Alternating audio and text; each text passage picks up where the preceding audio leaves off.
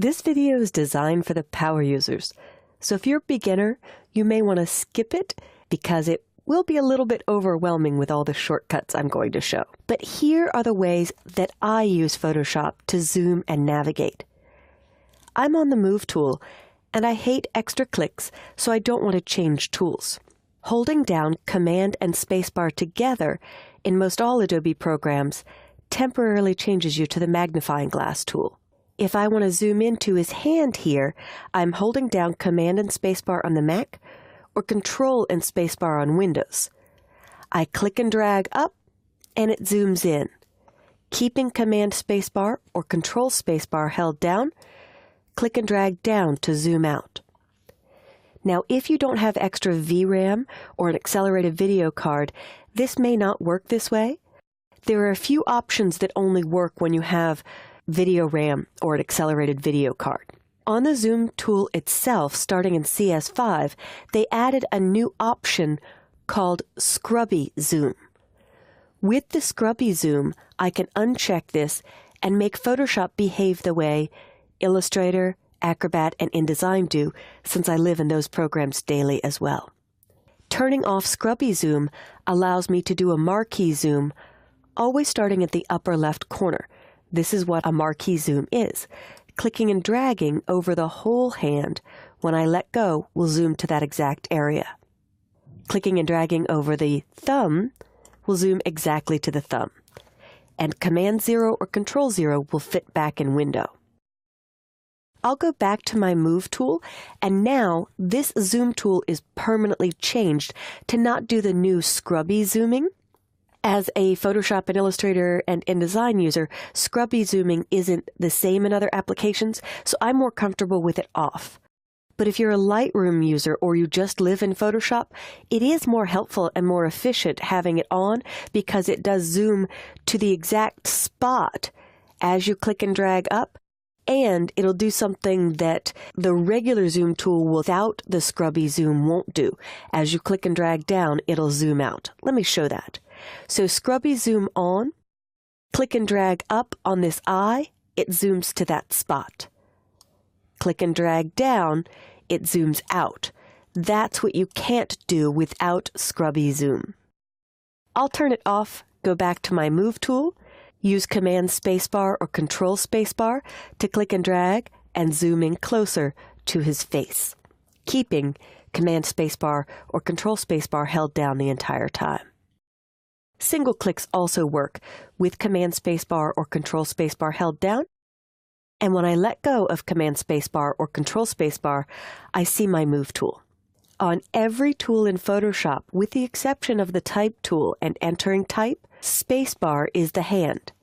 So holding down Spacebar lets me stay on my Move tool and click and drag to toss my screen around, or click and drag and being careful not to toss to keep it still to move my screen around. So I virtually never touch the hand tool or touch the zoom tool. I live by keyboard shortcuts. If you watch me use Photoshop, I'll be using it without touching most tools. In fact, for the power users, hitting the letter M will go to the marquee tool. Hitting Shift M, switch to my elliptical marquee. Hitting L goes to lasso. Shift L, polygonal lasso tool. Shift L, magnetic lasso. Shift L, regular lasso. The moral to that story is hitting Shift and the letter of the tool digs to the nested tool underneath. So here I can see crop, perspective crop, slice, slice select. Hitting C, jumped to crop, Shift C, perspective crop, Shift C slice, Shift C slice select, Shift C back to the crop tool. And I'll hit Command 0 or Control 0 to fit back in window. I am seeing slices because I did switch to the slice tool. So if you find that distracting, View, Show, and uncheck slices. Now for the last few shortcuts. This is the one and only time I go to the hand tool. If I zoom in with Command Spacebar or Control Spacebar and click once on the hand tool, this takes a little practice to get down.